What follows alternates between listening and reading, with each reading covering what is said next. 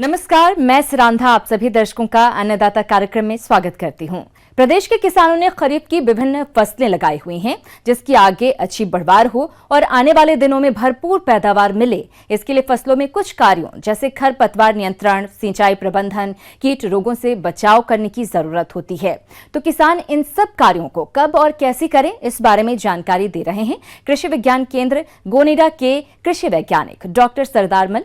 मैं किसान भाइयों से इस समय खरीफ फसलों में जो शस्य क्रियाएं कर रहे हैं उनके बारे में कुछ बताना चाहूँगा, क्योंकि किसान भाई बुआई से लेकर के कटाई तक काफ़ी मेहनत करते हैं, लेकिन वो समय पर शस्य क्रियाएं न करने के कारण उनको काफ़ी आर्थिक नुकसान उठाना पड़ता है। क्योंकि शस्य क्रियाओं में मुख्य रूप से जो अपना खरपतवार नियंत्रण है उसके बारे में विशेष ध्यान रखना चाहिए, क्योंकि बाजरे की फसल के अंदर या किसी भी मूंगफली के अंदर किसी में भी देखो काफ़ी मात्रा में वीड्स होते हैं, जिनके अंदर अपने चौड़ी पत्ती वाले भी होते हैं। अगर समय रहते हुए इनका नियंत्रण कर दिया जाए तो बाजरे की फसल में भी काफ़ी पैदावार भी वृद्धि हो सकती है। किसान भाइयों, आपको खरीफ की फसलों जैसे मक्का, ज्वार, बाजरा, मूंग, मोठ, मूंगफली इत्यादि की बुआई किए हुए लगभग 1 से 1.5 महीना या इससे भी अधिक समय हो गया हो, तो इस समय आप फसलों में किसी भी प्रकार की खरपतवार नाशी दवा का प्रयोग नहीं करें।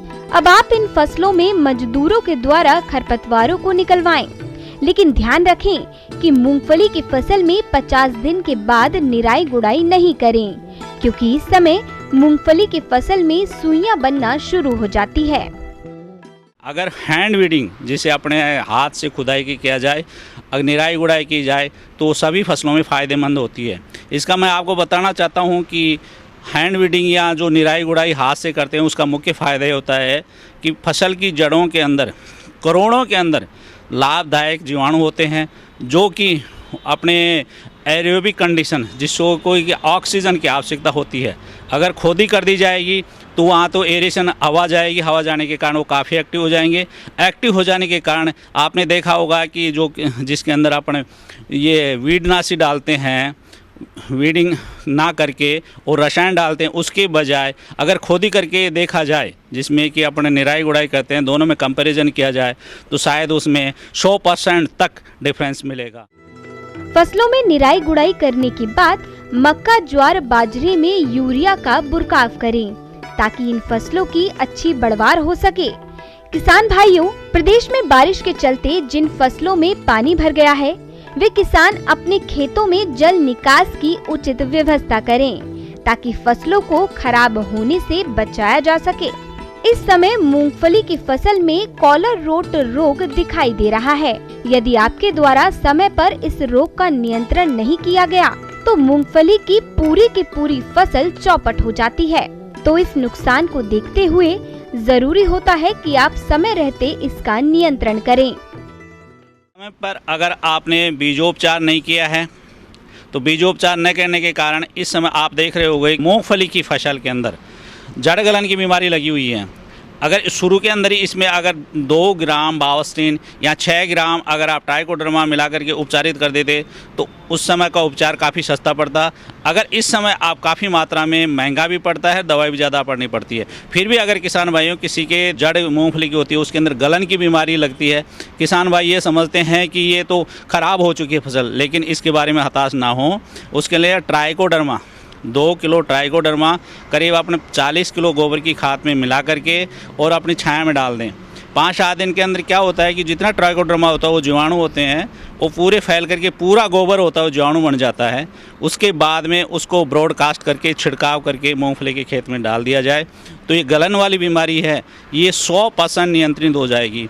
लेकिन किसान भाइयों, इसमें एक विशेष चीज़ ध्यान रखने की होती है, जिस समय आप ट्राइकोडर्मा डालें खेत में नमी होना अत्यंत आवश्यक है, क्योंकि किसी भी तरह ये गोबर में इसी ट्राइकोडर्मा जड़ के पास जाना चाहिए।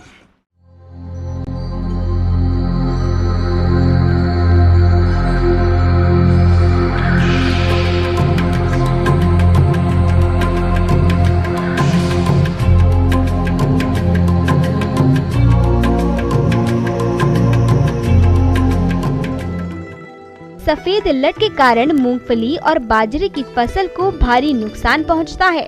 तो आप किस प्रकार से करें इस कीट का नियंत्रण, चलिए ये भी हम आपको बताते हैं। दूसरी एक कीड़ा कहें, वो भी मूंगफली के अंदर चल रहा है, वो है दीमक। एक हो रही है सफ़ेद लट, दो बहुत ही खतरनाक तरीके से होती हैं। उसका भी मुख्य स्रोत है जो मानव खुद ही है, क्योंकि कच्ची गोबर की खाद जिस खेत में डाली जाती है उसके अंदर बहुत ही ज़्यादा तीव्र गति से सफ़ेद लट फैलती है। उसके नियंत्रण के लिए फिप्रोनिल एक दवा आती है, अगर आप 250 ml प्रति बीघा के हिसाब से डालेंगे तो उसमें भी नियंत्रण हो जाता है। दूसरा एक क्लोरोपायरिफॉस आती है, जिसका 1 लीटर प्रति बीघा के हिसाब से खड़ी फसल के अंदर उसको डालेंगे तो भी नियंत्रण हो जाएगा। लिए अब रुक करते हैं अगली। धान की खड़ी फसल में कई प्रकार की समस्याएं आती हैं, जिसमें प्रमुख है खैरा रोग की समस्या, और ये समस्या जिंक तत्व की कमी से आती है। ऐसे में धान की फसल में जिंक तत्व का प्रबंधन कैसे करें, आइए जानते हैं कृषि वैज्ञानिक डॉक्टर संजय। ये धान में मतलब आप देखें, जब से ये हरित क्रांति आई है उसके बाद जो हम लोग हाई यील्डिंग वैरायटी ले रहे हैं जो ज़्यादा उपज देती हैं, उन वैरायटी में देखा जाता है कि ये ज़्यादा पोषक तत्वों को खींचती हैं, और पोषक तत्वों को खींचने से मिट्टी में जो पोषक तत्व हैं उनकी कमी होती जा रही है दिन पर दिन। किसान भाई उसका मतलब हम सिफारिश भी करते हैं कि खाद डालें, तो खाद का इस्तेमाल करते हैं, पर वो उसमें देखा ये गया है कि जिंक का फिर भी कम ही किसान लोग इस्तेमाल करते हैं। आज की स्थिति ऐसी है कि जिंक की कमी धान में बिल्कुल क्लियर दिखने लग जाती है, और उससे क्या है उपज पर भी बहुत प्रभाव पड़ता है। अगर जिंक की बात करें तो जो सिम्टम या जो उसमें आपको दिखाई कैसे देगा कि जिंक की कमी आ रही है, उसमें ये मुख्यतः ये होता है कि 3 से 4 हफ्ते में जब आप ट्रांसप्लांटिंग कर देते हैं उसके बाद उसमें धब्बे पड़ने लगते हैं भूरे रंग के, या उसमें धारियाँ पड़ने लगेंगी भूरे रंग की, या आप देखेंगे कि आप नर्सरी के बाद वहाँ से जब खेत में लेके आए थे उसके बाद रुपाई करने के बाद कुछ जगह वो मर रही है, कुछ पैचेस में आपको ऐसे दिखेगा कि उसकी ग्रोथ कम हो रही है। तो एक यूनिफॉर्म जिसको कहते हैं कि समतल एक तरीके की ग्रोथ नहीं होगी, कभी ऊपर नीचे होगी, और अगर ज़्यादा कमी होगी तो आप देखेंगे कि थोड़े दिनों में 4-5 हफ्तों के बाद वो पौधा जो है पूरा भूरा हो जाएगा और मरने की स्थिति में आ जाएगा। और अगर कम भी जिंक की मात्रा रही मिट्टी में और पौधे को आपने जिंक प्रदान नहीं किया, तो आप देखेंगे कि उसमें जो दाने बन रहे हैं वो ज़रूरी नहीं है कि वो भरें, वो खाली भी रह जाएंगे और पौधे की ग्रोथ जो है हाइट भी छोटी रह जाएगी। तो ऐसी स्थिति में उपज में 10-15% तक का आपको नुकसान देखने को मिल सकता है जिंक की कमी के कारण। देखा ये गया है कि जो जिंक की कमी आती क्यों है, हमें ये भी कारण जानना ज़रूरी है कि या तो आपकी मिट्टी में जिंक कम हो, अगर आप मृदा का जो है जांच कराते हो समय समय पर, तो आपको हेल्थ कार्ड या उसके द्वारा माध्यम से आपको पता चल जाएगा कि आपकी मिट्टी में जिंक की कमी है, और किसान भाई को जिंक डालना पड़ेगा। अगर जिंक नहीं डालते हैं, और भी ऐसे कई चीज़ें हैं जो आप डाल के, जैसे अवशेष है फसलों के, अगर वो उसको आप ज़मीन में ही दबा देते हैं, मिट्टी में ही दफना देते हैं, तो वो गलने के बाद जो है वो जो उनके अंदर जिंक होता है वो अगली पौधे के लिए ज़रूरत को पूरा करता है। अगर हरी खाद की बात करें वो भी मदद करता है। जिंक के लिए आप ऐसे जीवाणु भी मतलब जीवाणु खादें भी उपलब्ध हैं जो आप या तो नर्सरी में ही शुरू में ही लगा दें, क्योंकि जिंक को नर्सरी के समय ज़्यादा ज़रूरत पड़ती है। अगर आप शुरू में ही लगा देंगे तो आप पाएंगे कि जो आपकी नर्सरी मजबूत है, और जब नर्सरी मजबूत होगी तो जो पौध आप तैयार करेंगे, जब आप खेत में लेके जाएंगे तो आपके पौधे भी मजबूत रहेंगे। हेलो जिंक जो हम लोग तरल जैविक फार्मूलेशन हमारे पास उपलब्ध है, जो हम किसान भाइयों को प्रदान कर देते हैं यहाँ से, हमारे क्षेत्रीय अनुसंधान केंद्र से भी, और साथ ही कृषि विज्ञान केंद्रों के माध्यम से भी हेलो जिंक का जो है किसान भाई उसको उपलब्ध करा सकते हैं, मतलब उसको प्राप्त कर सकते हैं। और अगर उसका इस्तेमाल आप करें, चाहे बीज शोधन के लिए, चाहे जो आपकी पौध की जड़ है उसको डुबोकर उसमें लगाएं, तो आप देखेंगे जो अघुलनशील जिंक आपकी मिट्टी में मौजूद है उसको भी आप घुलनशील बना के पौधे को प्रदान कर सकते हैं। ऐसी स्थिति में आप जिंक के दुष्प्रभाव से बच सकते हैं। पर अगर आप ज़्यादा मात्रा में ऑर्गेनिक कार्बन या ऑर्गेनिक मैटर डाल देते हैं तो जिंक के प्रतिकूल प्रभाव भी पड़ता है। वो जिंक को अपने अंदर संजो के रख लेता है और पौधे को उपलब्ध नहीं कराता है। और ख़ास तौर पे किसान भाई कभी कभी देखा जाता है कि DAP का या शुरू में ही फास्फोरस का इस्तेमाल बहुत अधिक मात्रा में कर देते हैं, वो उसका विपरीत असर पड़ता है जिंक की उपलब्धता पर, उसकी उपलब्धता कम हो जाती है। तो ऐसी स्थिति में आपको संतुलित मात्रा में ही खादों का इस्तेमाल करना है। साथ ही जहाँ पर भी जिंक की कमी है उसमें जिंक सल्फेट का 25 किलो तक हम लोगों की सिफारिश है प्रति हेक्टेयर में, उसका जिंक सल्फेट का आप इस्तेमाल करें। किसी भी फसल के लिए जिंक एक जरूरी तत्व है जो प्रायः मृदा में प्राकृतिक रूप में पाया जाता है, लेकिन लगातार फसलें उगाने की वजह से मृदा में इस तत्व की कमी देखी जाती है, जिसकी पूर्ति के लिए ऊपर से जिंक तत्व देने की आवश्यकता पड़ती है। लेकिन इसे प्रयोग करने का सबसे उचित समय बुआई या रोपाई से पहले का ही होता है, लेकिन अक्सर जल्दबाजी में खेत की तैयारी के समय किसान भाई इसका प्रयोग नहीं कर पाते हैं। इसलिए जो किसान पूर्व में जिंक तत्व का प्रयोग नहीं कर पाए हैं, वह खड़ी फसल में यूरिया की 20 किलोग्राम और जिंक सल्फेट की 5 किलोग्राम मात्रा को 800 से 1000 लीटर पानी में घोलकर प्रति हेक्टेयर क्षेत्र में छिड़काव करें। किसान भाइयों, यदि आपने धान की फसल में टॉप ड्रेसिंग के रूप में यूरिया का प्रयोग कर लिया है, तो यूरिया का जिंक के साथ घोल न बनाएं। आप यूरिया की जगह बुझे चूने का प्रयोग करें, जिसमें बुझा हुआ चूना 2.5 किलोग्राम और जिंक सल्फेट 5 किलोग्राम को 800 से 1000 लीटर पानी में घोलकर प्रति हेक्टेयर क्षेत्र में छिड़काव कर दें, जिससे आप काफी हद तक धान की फसल में जिंक तत्व की कमी को दूर कर सकते हैं। प्रदेश के जिन किसानों ने सिंघाड़ा की रुपाई समय से कर ली है, उनकी फसल इस समय बढ़वार की अवस्था में है और इस समय फसल में कुछ जरूरी कार्यों को करने की आवश्यकता है। तो सिंघाड़े की फसल का प्रबंधन किस तरह से करें, आइए जानते हैं कृषि विशेषज्ञ अजीत कुमार से। बाजार के दृष्टि से अगर देखें तो दो तरह का सिंघाड़ा बहुत ही पॉपुलर है। एक है लाल सिंघाड़ा और एक होता है जो आपको हरा सिंघाड़ा। तो ये दो जो मार्केट के वैल्यू से आप देखें तो जो हरा वाला जो सिंघाड़ा है वो बहुत ही मार्केटेबल वैल्यू में है। जो सिंघाड़ा का सबसे अधिक उत्पादन देने वाली वैरायटी है, एक है कानपुरी, उसका बाद है लार्ज सिंघाड़ा और स्मॉल सिंघाड़ा। तो ये दो प्रजाति है जो बहुत ही अधिक उपजाऊ देती है। तो हम बताएंगे कि ये अब आता है बात की ज़मीन का तैयारी कैसे करें। तो सबसे पहले आप क्या कीजिए कि उस खरपतवार को अच्छी तरह से हटा दीजिए, क्योंकि खरपतवार पर ही ऐसा होता है कि हमारे बीमारी और कीड़ा मकोड़ा का वहाँ पर प्रकोप होता है, जिसके कारण हमारा फसल बर्बाद होता है। तो सबसे अच्छी तरह से आप पहले खरपतवार को हटा लें। उसके बाद आप 5 टन जो सड़ी हुई गोबर है, जिसको हम FOM कहते हैं, या मुर्गी का खाद उसमें स्प्रे कर दे प्रति हेक्टेयर, पहले बेसल डोज में दे दीजिए। किसान भाइयों, खेत की तैयारी की बात करें तो सिंघाड़े के लिए जल ठहराव वाली भूमियां उत्तम होती हैं। खेत की तैयारी के लिए सबसे पहले खेत की एक बार गहरी जुताई करें, बाद में 2 से 3 बार पाटा चलाकर मिट्टी को भुरभुरा कर लें। इसके बाद खेत के चारों ओर 1 से 2 फीट की मेड़ बना दें, जिससे खेत में पानी भरा जा सके। पानी भरने के बाद खेत को धान के खेत के सामान तैयार करें। खेत तैयार होने के बाद खेत में 12 टन गोबर की प्रति हेक्टेयर की दर से मिलाना चाहिए। साथ ही अच्छे उत्पादन के लिए 150 किलोग्राम यूरिया, 70 किलोग्राम DAP और 7 किलोग्राम पोटैश प्रति हेक्टेयर की दर से प्रयोग करना चाहिए। यूरिया की 50 किलोग्राम मात्रा रुपाई के समय खेत में डालना चाहिए। बाकी बची मात्रा को 2 किश्तों में रुपाई के बाद 30 और 60 दिन के अंतराल पर देना चाहिए। किसान भाइयों, फसल से अच्छा उत्पादन लेने के लिए आप प्रति हेक्टेयर की दर से 6 क्विंटल महुआ की खली, 7 क्विंटल नीम की खली और 6 क्विंटल करंज की खली का प्रयोग खेत में करें। और उसके बाद आप उसमें हम ट्रांसप्लांटिंग करते हैं कि आप 1 मीटर से 2 मीटर के दूरी पर आप उसको ट्रांसप्लांटिंग कर दीजिए। सिंघाड़े की नर्सरी तैयार कर लेने के बाद अहम काम होता है इसकी रुपाई का।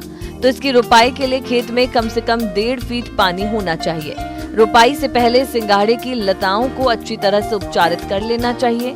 उपचारित पौधों को खेत में कतार से कतार की दूरी 1.25 मीटर और पौधे से पौधे की दूरी 1 से 1.25 मीटर रखते हुए रोपना चाहिए। फिर आपको 20 दिन के बाद, 15 से 20 दिन के बाद आपको उसमें ये करना पड़ता है, खरपतवार फिर से आना चालू हो जाता है, तो उसको आपको हटाना पड़ेगा। तो उसको अच्छी तरह से हटा दे ताकि हमारा बीमारी का प्रकोप कम हो।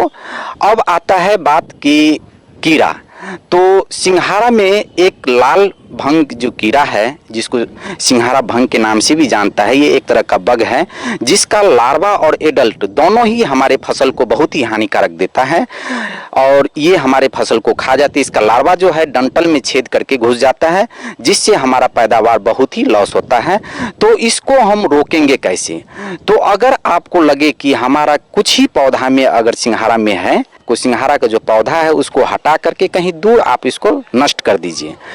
और एक मार्केट में उपलब्ध है नीम तेल, जो आप 5 ml प्रति लीटर वाटर में मिलाकर आप अपने खेत में छिड़काव कीजिए, इससे ये कीड़ा दूर हो जाएगा।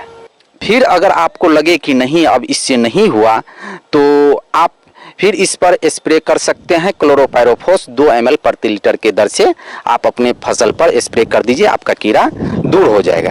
अब आती है फिर बीमारी। तो बीमारी एक है जो दहिया बीमारी कहते हैं हम लोग इसको, जो हमारे सिंघाड़ा के जो पौधा है उसके पत्ते पर उजले उजले कलर का लग जाता है, जिससे क्या होता है कि हमारा सिंघाड़ा का जो पौधा है वो फोटोसिंथेसिस नहीं कर पाता है, जिसके कारण वो पैदावार कम होता है। तो उसको कंट्रोल करने के लिए अगर आपको कम लगे फील्ड में तो उस पौधे को हटा दीजिए फील्ड से। तो उसके बाद अगर आपको ये दहिया जो बीमारी होता है पौधे में, तो उसका कंट्रोल करने के लिए आप मनकोजेब 2 ml प्रति लीटर के दर से आप स्प्रे कर दीजिए। तब आपको देखते देखते 35 दिन तक में आपका जो फ्रूट आना चालू हो जाएगा। तब आप तोड़ना जब स्टार्ट कीजिएगा तो फिर से होता है कि आपको 35 दिन में हमारे खेत में जो है आपको फर्टिलाइजर देना पड़ता है। तो मार्केट में उपलब्ध है NPK का जो रेशियो है 19:19:19, जो आप इसको 1 kg लीजिएगा तो आपको 1 एकड़ के लिए सफिशिएंट है। तो 5 ग्राम प्रति लीटर आप वाटर में मिला करके आप अपने पौधे पर स्प्रे कर दीजिए। तो आप जितना बार तोड़ाई कीजिएगा इस तरह से आप स्प्रे कीजिए। तो इसी तरह आपको जो आप कीजिएगा किसान भाइयों, तो आपको अच्छी तरह से पैदावार होगा और आप 1 हेक्टेयर में कम से कम 50 क्विंटल प्रति हेक्टेयर के दर से आपको उत्पादन प्राप्त होगा और किसान भाइयों आप इससे अपना लाभ उठा सकते करते हैं अगली प्रस्तुति की ओर। मौसम के अनुसार प्रबंधनों पर ही टिकी है आपकी खेतीबाड़ी, इसलिए मौसम पूर्वानुमान और उस पर आधारित साप्ताहिक कृषि सलाह इस प्रकार है। ग्रामीण कृषि मौसम सेवा जयपुर द्वारा भेजे गए मौसम पूर्वानुमान रिपोर्ट के आधार पर किसान भाइयों को सलाह दी जाती है कि आगामी 5 दिनों में उदयपुर जिलों में आसमान में मध्यम बादल छाए रहने और हल्की से मध्यम वर्षा की संभावना है।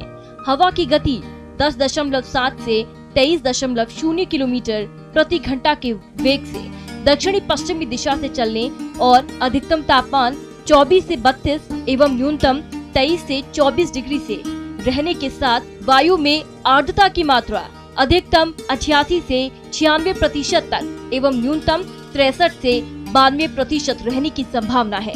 आने वाले दिनों में मध्यम से भारी वर्षा की संभावना को देखते हुए फसलों में पौध संरक्षण के उपायों को स्थगित रखें। पिछले सप्ताह हुई वर्षा से जिन खेतों में पानी भरा हुआ है वहां पर जल निकासी का उचित प्रबंध करें। अधिक वर्षा के कारण बाहर का जल पॉली हाउस के अंदर नहीं आए, इसकी रोकथाम की उचित व्यवस्था करें।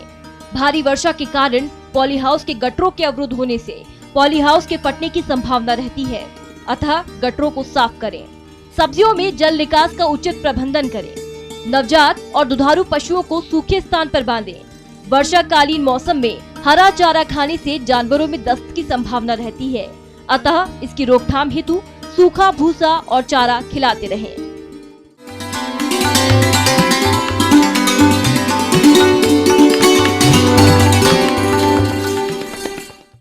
अन्नदाता हेल्पलाइन निशुल्क फोन संपर्क सेवा के माध्यम से आपके द्वारा पूछे गए प्रश्नों में से 1 या 2 महत्वपूर्ण प्रश्न को हम अपने कार्यक्रम में शामिल करते हैं। इसी के तहत आज का चयनित प्रश्न और उसका जवाब इस प्रकार है। अन्नदाता निशुल्क फोन संपर्क सेवा के माध्यम से पूछे गए प्रश्नों में से आज हमने जिस प्रश्न को कार्यक्रम में शामिल किया है उसे पूछा है ग्राम रोड़ावाली, जिला हनुमानगढ़ के कृषक बलवंत सिंह ने। आप बैकयार्ड मुर्गियों की उन्नत नस्लों के बारे में जानकारी चाहते हैं तो बलवंत सिंह जी आपकी जानकारी के लिए प्रस्तुत है कार्यक्रम का यह अंश। किसान भाइयों, वैसे किसान भाई हमारे जानवर तो सब तरह के रखते हैं, गाय भी रखता है, भैंस भी रखता है, बकरी भी रखता है और उनसे खेतीबाड़ी भी करता है। लेकिन इन धंधों के साथ साथ मुर्गी पालन एक घर के पिछवाड़े के रूप में हम अच्छे तरीके से हम कर सकते हैं। किसान भाइयों, घर के पिछवाड़े मुर्गी पालन के लिए कोई ज़्यादा आय की जरूरत नहीं पड़ती है। कि कम खर्चे में ये धंधा किसान खेतीबाड़ी पशुपालन के साथ आसानी से कर सकता है। इसके लिए किसान भाइयों, जैसे आप परंपरागत तरीके से मुर्गियाँ पालते आए हो, उन मुर्गियों के साथ साथ जैसे बैकयार्ड पोल्ट्री के लिए कुछ अच्छी नस्लें भी आ गई हैं, जिसको पालने से उनका अंडा उत्पादन भी ज़्यादा होता है और उसका शरीर भार भी ज़्यादा होता है। यदि आप बैकयार्ड मुर्गियों का पालन करना चाहते हैं तो इसके लिए आप प्रतापधन, कड़कनाथ, असील, कैरी प्रिया, धनराजा, वनराजा का पालन कर सकते हैं और इन उन्नत नस्ल की मुर्गियों को पालते हैं तो आप इनसे अच्छी आय कमा सकते हैं। किसान भाई, जो आपके देशी मुर्गियाँ भी पाल रहे हो, उनके साथ जैसे प्रतापधन नस्ल की मुर्गी है या कड़कनाथ मुर्गी है, इनको आप घर के पिछवाड़े मुर्गी पालन में उनके साथ रखेंगे। जैसे जो प्रतापधन का जो अंडा उत्पादन है वो साल भर का 150 से 160 अंडा देती है और उसका शरीर भार है वो भी जो हमारे दूसरे जो है उनसे अच्छा है। और मुर्गियां हैं प्रतापधन की 7 से 8 महीने में 1.5 से उनका 3 किलो के आसपास वजन हो जाता है और उसका जो कलर है उनके शरीर का वो भी बिल्कुल देशी मुर्गियों जैसा है, लाल और सफ़ेद ब्लैक।